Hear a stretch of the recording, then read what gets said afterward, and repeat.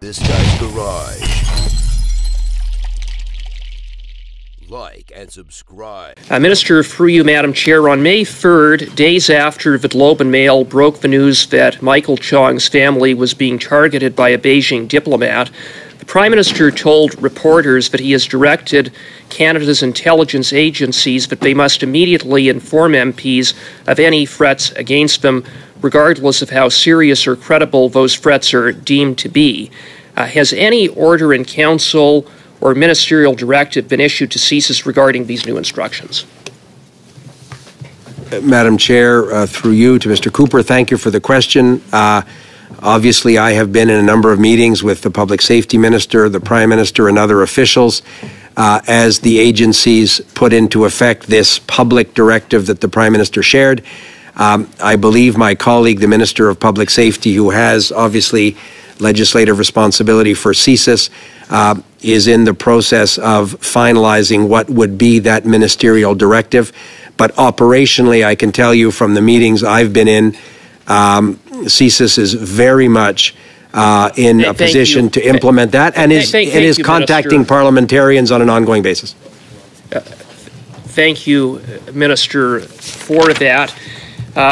We know that Member of Parliament Micheal Chong was kept in the dark about the fact that his family was being targeted by an accredited Beijing diplomat, that he learned about it for the first time upon taking a call from a reporter from the Globe and Mail, which is completely unacceptable.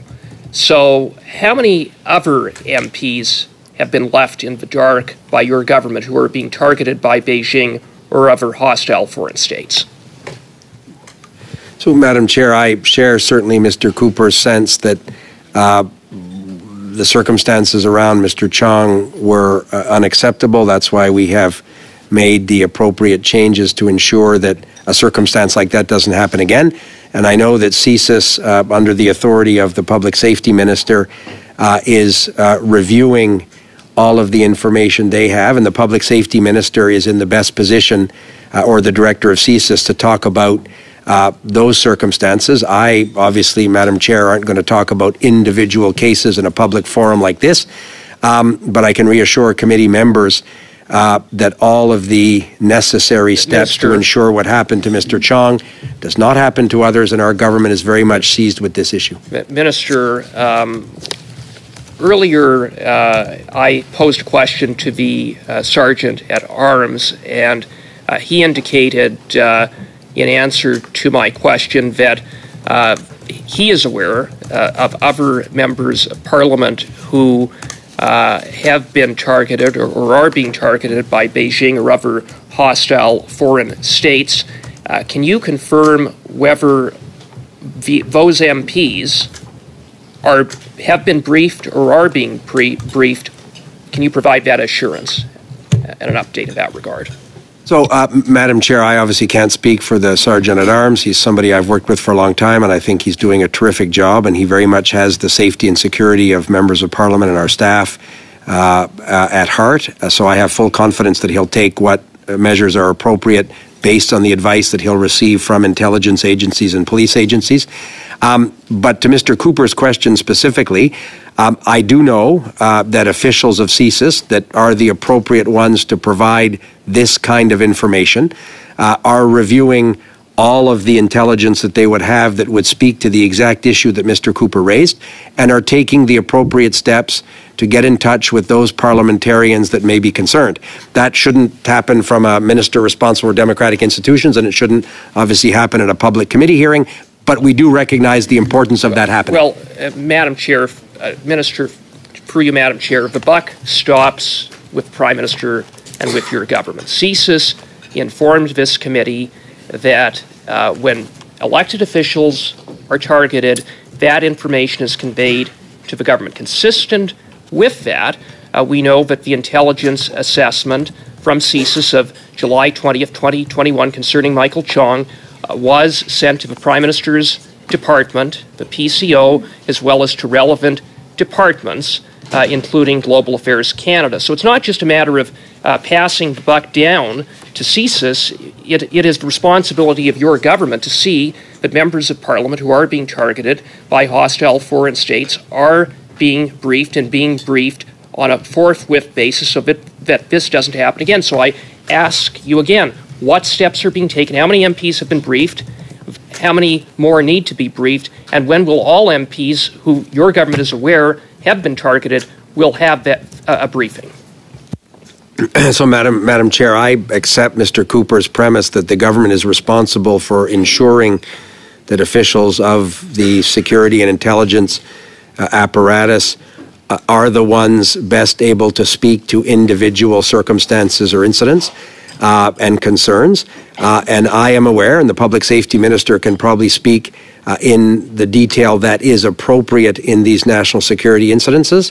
But I am aware that steps are being taken and have been taken in recent days and are being taken currently to get in touch with a number of parliamentarians who have come to the attention of the security and intelligence community.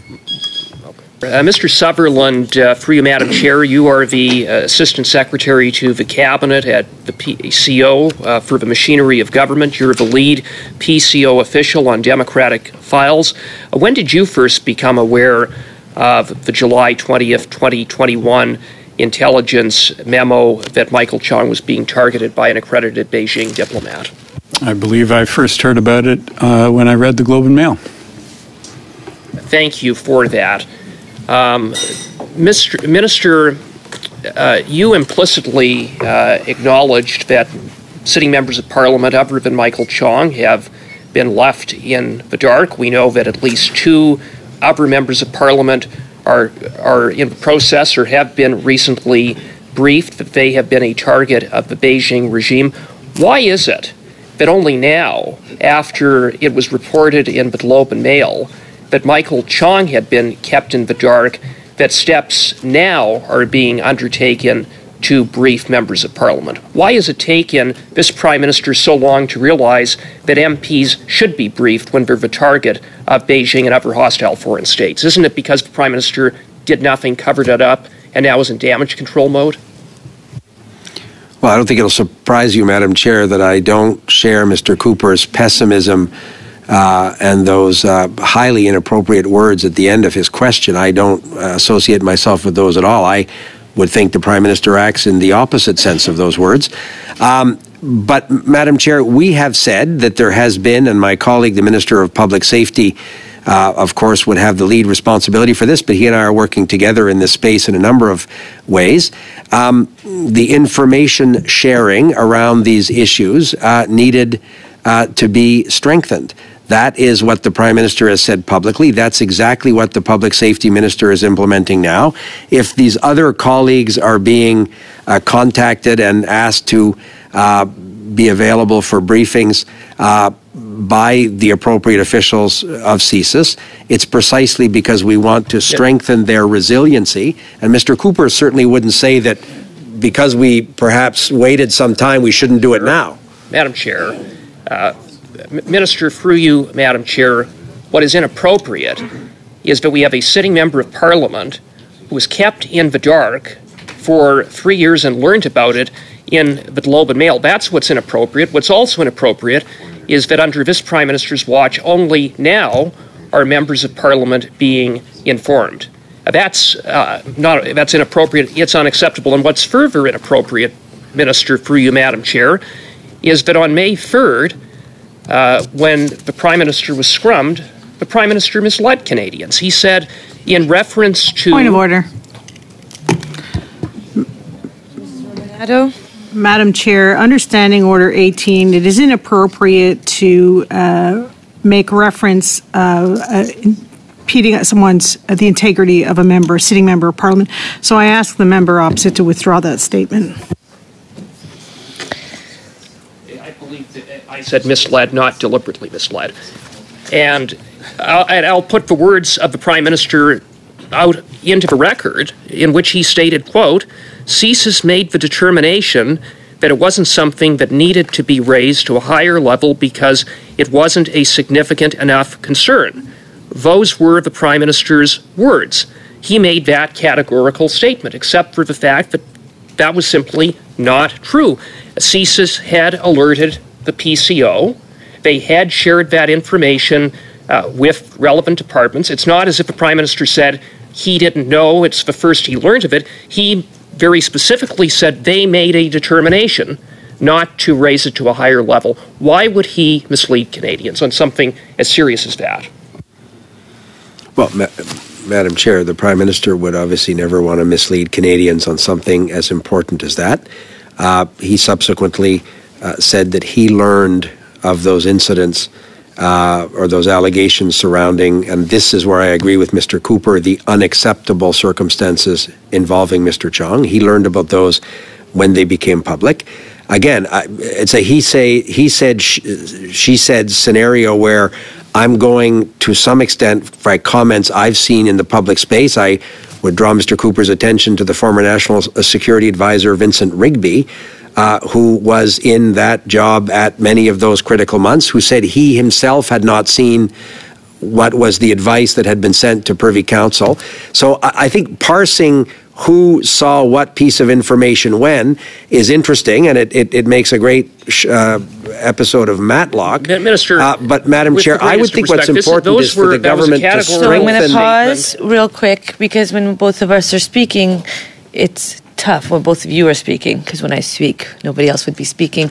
I am going to just give the last 10 seconds to Mr. Cooper, because it's the easiest way. Madam Speaker, the Prime Minister misled Canadians. He made a very specific statement that proved not to be true. It's part of a continued pattern, and it's all the more disturbing that the Prime Minister claims that he was kept in the dark. This from a Prime Minister who is supposedly briefed on national security matters, reads everything, and nothing is held carefully back from him. Continue with our